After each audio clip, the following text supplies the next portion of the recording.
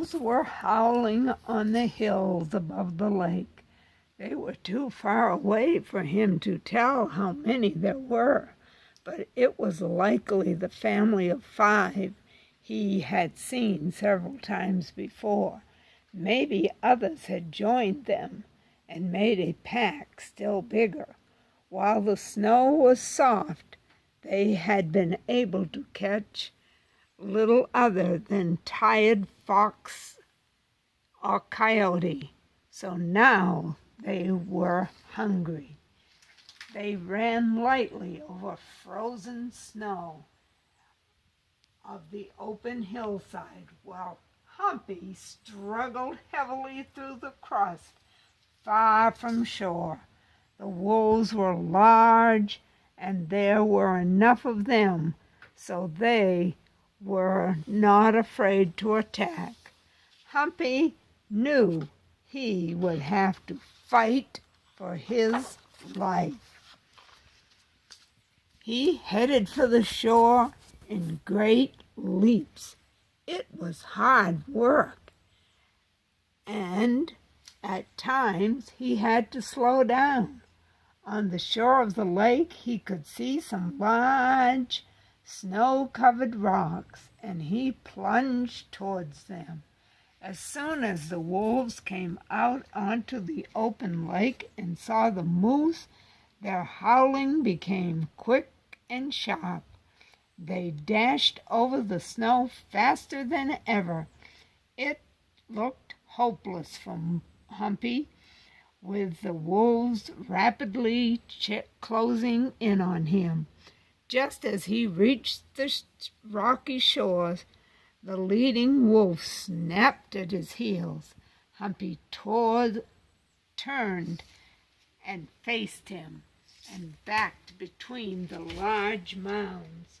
The wolf snapped at him and tried to get his hind legs, but he kept his head towards his enemies. Now the real battle began. The moose's head was down, and all his gleaming antlers points were facing the wolves. They stopped and wondered how to attack. They tried scaring him out of his spot, but he would not leave. Some made believe they were attacking on one side, while the rest tried to rush in on the other.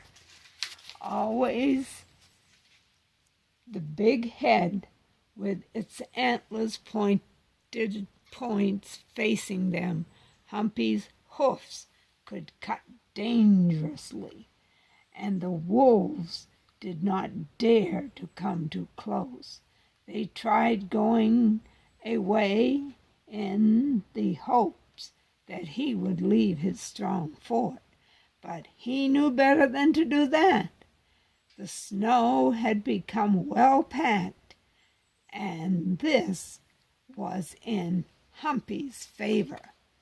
Finally, the wolves became more hungry and bold. At last, one of the wolves, bolder than the rest, came too close. Humpy caught him with his antlers and tossed him over his shoulders. Another came too near his hind legs and got a kick that broke some bones. This made the wolves more careful again. Soon hunger made them rush in again. Humpy was ready for them.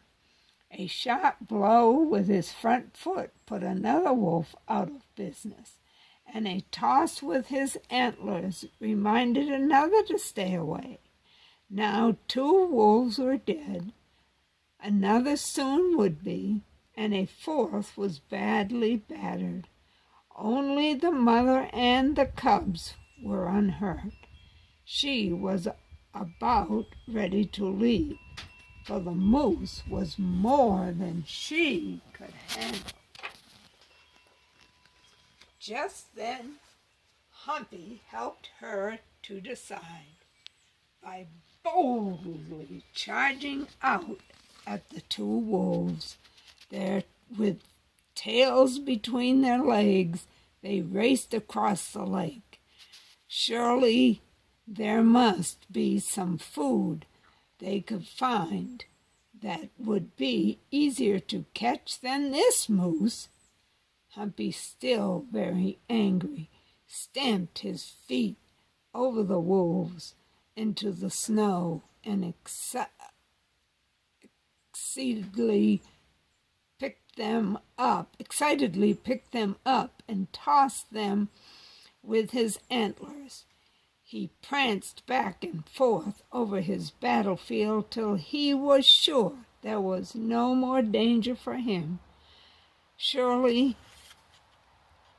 Slowly his anger left him. Then the victorious Humpy marched proudly, still trembling with excitement, into the woods, where the snow was softer and not so deep. Here he stopped to rest and calm down slowly, and a feeling of peace came over him. He had always lived at peace with the world about him, and it was not natural for him to fight as he had been doing. But when the enemies threatened him and tried to take his life, he would and could fight. Now he looked out again over the hills and valleys, master of all he could see. Nice. Good old